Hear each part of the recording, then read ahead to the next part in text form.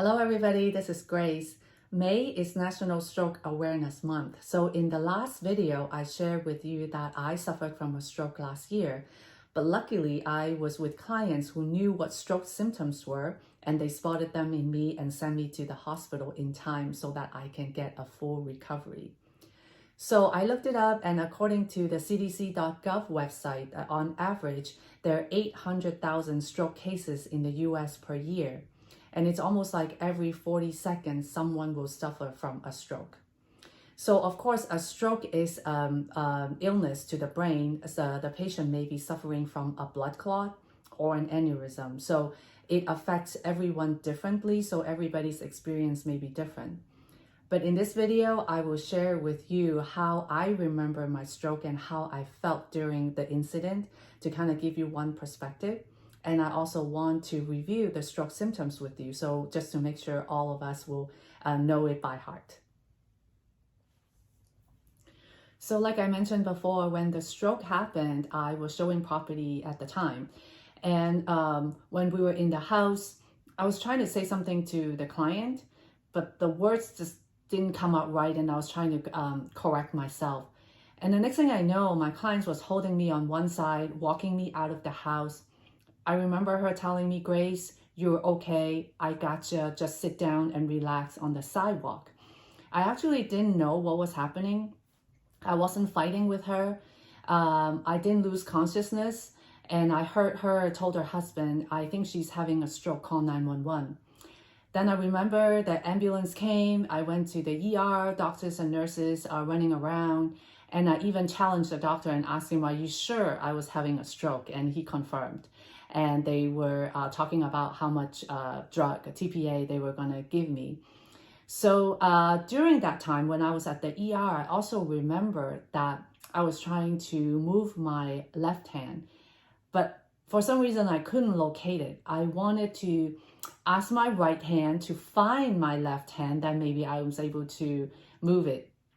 So I was actually suffering from paralysis on my left side. That's why I couldn't find it. And once the drug TPA was administered, within 15 minutes, I remember I was able to wiggle my fingers and toes again on my left side. So in the days after the strokes, the doctors were trying to find why a stroke happened to me. Actually, strokes don't run in my family, and I consider myself pretty healthy too. I have a healthy weight. I don't have high cholesterol. I don't have high blood pressure. I don't smoke, and I work out twice a week. So what the doctors found is that I have a condition called a PFO. So what that means is that I have a hole in my heart, but everybody was born with that hole, and by age 2, that hole is supposed to close, but mine for some reason was left open.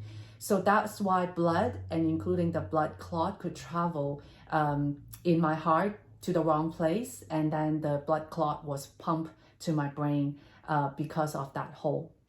So since then, I actually had that hole closed to prevent a future incidents of stroke that come from that source. So I consider myself very, very lucky to have a full recovery and be able to talk to you about strokes today. And every day I'm grateful for the doctors and the nurses and of course the clients who were so smart and knew what to do and sent me to the hospital so I can get the treatment. One of the doctors that I talked to, he said, heart attack will not land someone in a nursing home, but a stroke would. They actually saved me from the life of being disabled or lifelong rehab. So every day I am grateful for that.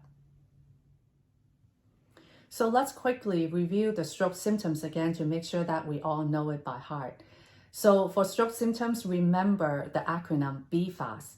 B stands for balance, check for loss of balance in the patient. E is for eyes, check for blurry vision or loss of vision. F is for face, check for facial droop on the one side of the patient's face. A is for arms and legs, check for loss of strength or muscle weaknesses on the body. S is for speech, check for slurry speech or the loss of ability to communicate. Last but not least, T stands for time. Make sure you send the patient to the hospital as soon as possible so they can get the treatment in time and reduce the damage to the brain due to a stroke. Thank you for watching this video. I hope the information is helpful. So in the next video, I'm going to talk about some of the do's and don'ts that I learned from my incidents. And also I'll share with you my medical costs for spending 4 days in the hospital. And let's talk about ways that you can protect yourself and your family from unexpected medical incidents.